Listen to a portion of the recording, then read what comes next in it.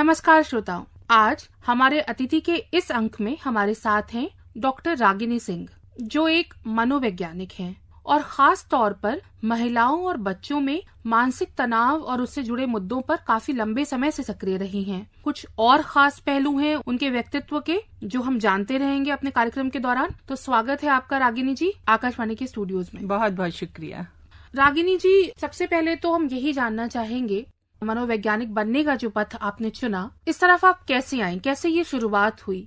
नवोदिता, देखिए, एक हमारा पैशन होता है और एक हमारा करियर होता है। ये दो चीजें जिंदगी में सभी लोगों के साथ चलती रहती हैं।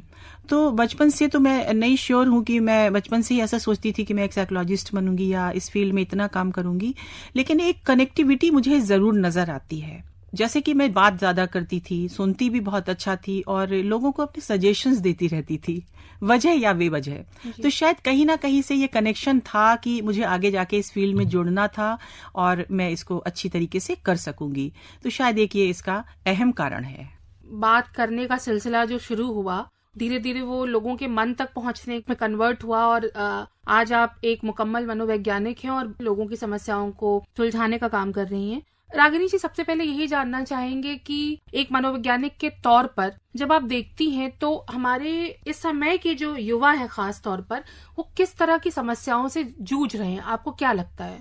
देखिए, बहुत वाइड ये विषय है और अगर आप युवाओं की बात करेंगी तो जिसकी शुरुआत हम एडोलसेंस एज से स्टार्ट करते हैं, जिसको हम किशोरावस्था कहते हैं, कि जो बच्चे हमारे जो किशोरावस्था में होते हैं तो वहीं से कहीं ना कहीं उनके अंदर एक स्ट्रेस आने लगता है, क्योंकि उसका जो बेसिक कारण है वो हार्मोनल चेंज है। उनकी शारीरिक परिवर्तन होते हैं उनके अंदर और साथ ही साथ मानसिक परिवर्तन भी होते हैं। तो जब वो धीरे धीरे सेटल होने लगते हैं, एडोलसेंस के बाद वो युवा बन जाते हैं, लेकिन कुछ कंफ्यूजन, स्ट्रेस उनके अंदर बने रहते हैं। कुछ विषय, कुछ प्रश्न ऐसे होते हैं जिसके उत्तर उनको ना तो घर में मिलते हैं ना ही बाहर मिलते हैं। तो वो यदा कदा कहीं ना कहीं स्ट्रेस में रहने लगते हैं। लेकिन ऐसा नहीं है कि उसका कोई रास्ता नहीं है।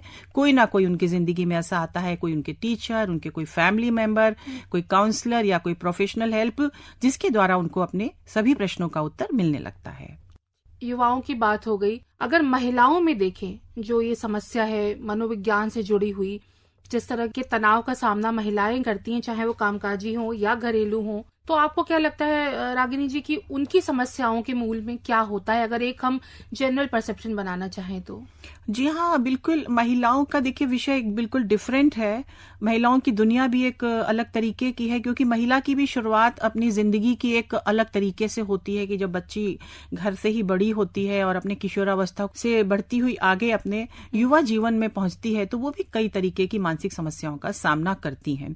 ज्यादातर उसमें अगर हम कुछ कारण या कुछ विषय रखें तो उसमें जैसे मेल डोमिनेटेड सोसाइटी या उसके अलावा उनका अपना आइडेंटिटी इश्यूज होते हैं महिलाओं में बहुत ज्यादा, अगर वो हाउसवाइफ हैं। इसके अलावा उनमें भी तमाम हार्मोनल इश्यूज होते हैं जो 50 की दौर पे आके होते हैं।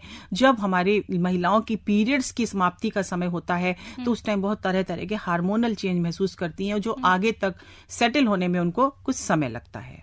और लगे हाथ अगर हम बच्चों के बारे में भी बात कर लें, जैसे युवाओं की बात हुई, महिलाओं की बात हुई, और बच्चों में अब आजकल हम देखते हैं रागिनी जी की छोटे छोटे बच्चों में भी इस तरह की समस्याएं आम हैं। जी हाँ। और आप तो जानती होंगी मनोवैज्ञानिक के तौर पर आपके पास वो समस्याएं लेकर माता पिता आते भी होंगे अपने बच्चों की। तो उन समस्याओं के बारे में आपका क्या अनुमान है? बच्चों की फील्ड में मैं बस यही कहना चाहूंगी, अगर बच्चों की बात उठती है तो उसमें इंटरनेट विषय जरूर जुड़ता है, क्योंकि बच्चों के तनाव का और उनके सुझाव दोनों में ही इंटरनेट का रोल बहुत ज्यादा है।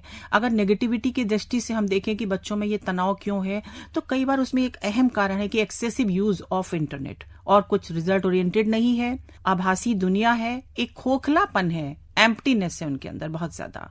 तो क्योंकि उनको ऐसा लगता है कि ट्विटर पे, फेसबुक पे, इंस्टाग्राम पे उनके बहुत सारे मित्र हैं, बहुत फ्रेंड्स हैं, लेकिन अगर सच पूछिए तो किसी से भी उनकी कोई कनेक्टिविटी ज्यादा नहीं होती। जब जरूरत पड़ती है तो उनके सामने एक भी ऑप्शन नहीं होता। इसके अतिरिक्त भी बच्चों में तनाव के तमाम कारण हैं। उनकी अपने एकेडमिक इश्यूज हैं, उनके अपने फैमिली इशू हैं, उनके भी करियर के तरह तरह के इश्यूज होते हैं। मतलब छोटे उम्र से ही उनके सामने करियर जैसी, जिसे कह सकते हैं, बहुत बड़ा मुद्दा होता है, जबकि शायद उनके पास उस समय उस तरह की फैकल्टीज डेवलप नहीं होती हैं, लेकिन इस तरह की समस्याओं से उनको जूझना पड़ता है। जी हाँ, बिल्कुल। देखिए, बच्चों का जो मैंने करियर से हल्का सा टच इसलिए किया कि एक तो आजकल के बच्चे कम उम्र में ज्यादा बड़े हो रहे हैं, जो कि पहले की जनरेशन से बहुत फर्क है आज की जनरेशन में। दूसरा, उनके ऊपर peer pressure, family pressure. Family अक्सर ये नहीं समझ पाती कि बच्चों के साथ कितना टाइम और किस तरह से दिया जाए। पढ़ाई लिखाई की बात एक अलग विषय है, मनोरंजन एक अलग विषय है और करियर एक अलग विषय है। करियर की ही बात अगर घर में बहुत कम उम्र से होने लगती है तो उनको एक फैमिली प्रेशर होता है और कंपैरिजंस बच्चों को बहुत परेशान करते हैं। उनके अंदर एक तनाव बढ़ने लगता है, उनके दिमाग में एक स्ट्रेस आने लगता है, कॉन्फ्लिक्ट डेवलप होने लगता है कि हमारे घर में और बच्चों से हमारा कंपैरिजन होता है। तो लिहाजा वो बच्चे अपने पेरेंट्स को अवॉइड करने लगते हैं और पीयर प्रेशर में भी बहुत ज्यादा रहते हैं। रागिनी जी, अब जैसे इस समय हम दिसंबर का महीना है और एक टर्म हम लोग एक फ्रेज एक्चुअली यूज करते हैं विंटर ब्लूज का, तो ये मौसम का और खासतौर पे ये सर्दी के मौसम का क्या इस मानसिक तनाव की अवस्था से कुछ खासा संबंध है? आप कुछ बताना चाहेंगे? जी हाँ, बिल्कुल है। जो विंटर ब्लूज आप बोल रही हैं, ये जो दिमागी रूप से जो तनाव होता है वो तो देखिए कभी किसी को कहीं भी हो सकता है। एक जो जहनी तनाव, जो हम एक मानसिक तनाव कहते हैं, जिसको मेंटल स्ट्रेस, लेकिन इसका विंटर से बहुत संबंध है।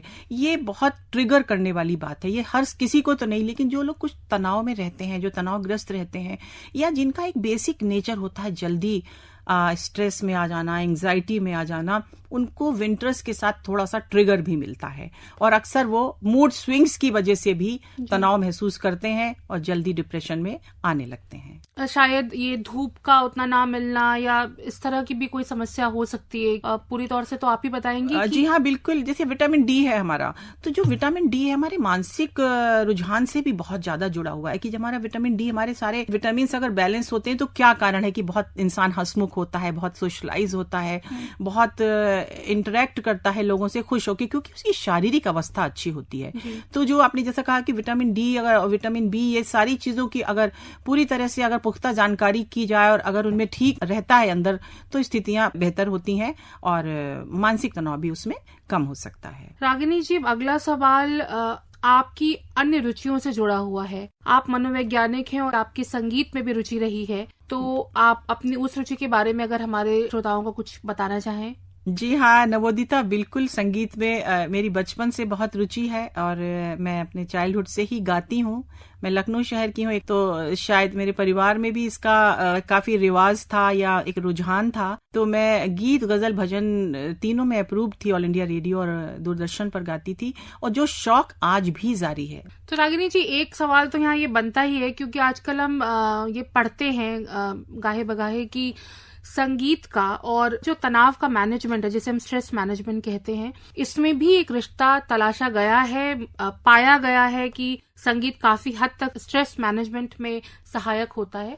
तो आप इस पर कुछ कहना चाहेंगी? जी बिल्कुल, मैं कहना चाहूंगी कि एज ए साइकोलॉजिस्ट भी मैं म्यूजिक थेरेपी की बहुत ज्यादा बात करती हूँ। संगीत में तो मेरी रुचि है ही, साथ में एज ए डॉक्टर मैं पेशेंट्स को म्यूजिक थेरेपी के बारे में बहुत बताती हूँ और उनको ये एडवाइस करती हूँ कि उनके तमाम ट्रीटमेंट में एक म्यूजिक थेरेपी भी एक थेरेपी के रूप में सामने है, जिसका कि वो उपयोग कर सकते हैं और बहुत अच्छा और तनाव रहित फील कर सकते हैं। और मेरा अपना पर्सनल एक्सपीरियंस भी है कि कभी आपको कुछ मूड स्विंग है, या एक कोविड का टाइम भी था जो लोगों के दिमाग में अजीब अजीब तरह की बातें आती थी, तो संगीत एक बहुत अच्छा साधन है। कोई भी चीज आप सुनना चाहें जो आपके मन को सुख देता है, तो ये बेहतर तरीके से एक ट्रीटमेंट जरूर है। ये जो तनाव के मैनेजमेंट की बात कर रहे हैं हम, तो रागिनी जी, आप एक जनरल सलाह हमारे सुनने वालों को अगर आप देना चाहें कि वो क्या क्या कर सकते हैं जिससे कि वो, अगर समस्या ऑलरेडी है उन्हें, तो वो इसे कम कर सके, और नहीं है तो उससे बच कैसे सके आगे, ताकि उन्हें हो ही ना ये समस्या, तो वो क्या कर सकते हैं इसके लिए? जी हाँ बिल्कुल। देखिए, आपने पहले कहा कि वो बच कैसे सकते हैं, पहले तो मैं आपको ये बताना चाहूंगी।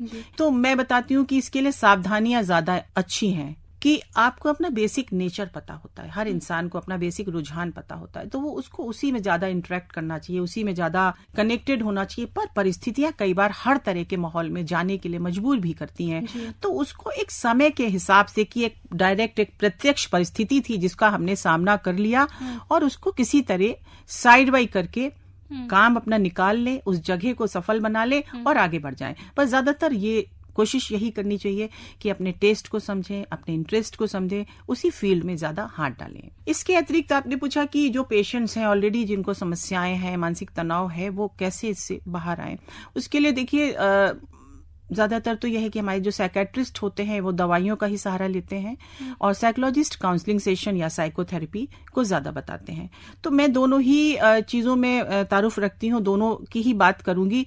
लेकिन कहीं ना कहीं लोग, समाज हमारा काउंसलिंग को बहुत महत्व दे रहा है कि हमारे घर के किसी सदस्य को, पेशेंट को दवाइयां कम खानी पड़े, क्योंकि कहीं ना कहीं वो प्रेशर को बस कम करते हैं, हमारी सोच को दबा देते हैं, हमारी एक्टिविटीज में भी बहुत फर्क पड़ जाता है, हम उतने एक्टिव नहीं रहते, कहीं ना कहीं हमारे अंदर एग्रेशन या उतनी मेंटल पीस भी नहीं बन पाती, बल्कि एग्रेशन या और तरह की चीजें बढ़ती ही दिखाई देती हैं। आप कोई भी क्रिएटिव चीज करें अपनी जिंदगी में, जिसको मेडिटेशन का अच्छा शौक है वो मेडिटेशन के द्वारा, और कोई आउटडोर गेम्स हैं, इसके अलावा बहुत सारे इंडोर गेम्स हैं, किसी से फोन पे लंबी बात करें, अपने परिवार के, अपने फ्रेंडशिप जिससे आपकी बहुत अच्छी दोस्ती है या आपको उनकी याद आती है, बात करके आप अच्छा फील करते हैं, आप उनसे जरूर लंबी बात करें। तो इस तरह के तमाम साधन है। इसके अलावा मैंने म्यूजिक मतलब वर्चुअल मीडियम जो है हमारा, उससे बेहतर है कि आप एक पर्सनल, जहाँ पे आपका इंटरेक्शन ज्यादा हो, अगर आप उसमें इन्वॉल्व रहें तो वो शायद आपकी ज्यादा मदद करेगा। जी हाँ, बिल्कुल। कभी कभी मूवीज देख सकते हैं, ऐसा नहीं है कि एडिक्शन अच्छा नहीं है, पर मूवीज भी बहुत आपको एकदम चेंज करती हैं कि आपने कोई पुरानी पिक्चर उठा के देखी और आपका दिल और दिमाग दोनों बदल गया और आपका दिन बहुत अच्छा हो गया, तो वो भी एक अच्छे साधन है। लेकिन एडिक्शन बहुत अच्छा नहीं है, उससे बेहतर है कि आप अपनी फैमिली में बात करें, इंटरेक्ट करें, कहीं आउटिंग्स पर जाएं, थोड़ी शॉपिंग करें, घर में कोई कुकिंग में इंटरेस्ट लें, घर को ठीक करें, और भी आध्यात्मिक स्पिरिचुअल बहुत एक्टिविटीज हैं जिसमें आपका इंटरेस्ट और आप जानते ही नहीं है। उन सारी चीजों को करके मानसिक तनाव से डेफिनेटली राहत पाई जा सकती है। तो रागिनी जी, ये तो बातें हुई कि हम कैसे उससे बच सकते हैं, कुछ आपके अनुभव भी जानना चाहेंगे। आपका एक बहुत लंबा एक अरसा रहा है जब आप सक्रिय रही हैं फील्ड में, लोगों के साथ इंटरैक्ट करते हुए, उनकी समस्याओं का निदान करते हुए, उनका समाधान निकालते हुए। तो क्या आप कुछ अनुभव आप हमारे श्रोताओं के साथ बांटना चाहेंगी, खास तौर पर महिलाओं और बच्चों के साथ, अगर आपके कोई अनुभव रहे हैं तो? नवोदिता, आपने सही कहा कि भाई एक लंबा अनुभव है मेरा और इतनी चीजें जहन में नहीं है कि, लेकिन फिर भी मैं आपको कुछ बता सकती हूँ कि ज्यादातर जो महिलाओं और बच्चों से समाज कार्य जुड़ा हुआ है और मानसिक राहत देने वाला, समाज कार्य भी मानसिक राहत देने वाला, तो वो मैंने काफी कोशिश की है। जैसे अंतर्राष्ट्रीय महिला दिवस हमारा होता है, इसमें काफी तनावग्रस्त महिलाओं के साथ मैंने काम किया। महिला थाना काफी अरसे तक जाती रही, जो अभी भी कभी कभी मुझे बुलाया जाता है। वहां पे डोमेस्टिक वायलेंस इश्यूज होते हैं, मानसिक तनाव में महिलाएं होती हैं, बच्चे होते हैं, उनको राहत के कार्य मैंने काफी किए। चलते चलते हमारे लिए कुछ गुनगुना सकती हैं रागिनी जी, अगर आपका मन हो तो? हमारे श्रोताओं को भी सुनने का मौका मिलेगा थोड़ा बहुत। जी बिल्कुल। एज ए आर्टिस्ट नहीं कहूंगी, गला मेरा वाकई 5-6 दिन से बहुत खराब है, आज तो बोलने की स्थिति में हूँ मैं। लेकिन मुझे एक आकाशवाणी में ही मैंने ये गजल गाई थी बहुत पहले, लखनऊ आकाशवाणी में। शकील बदायूनी की गजल है ये। क्या बात है। कोशिश करती हूँ 1-2 लाइन।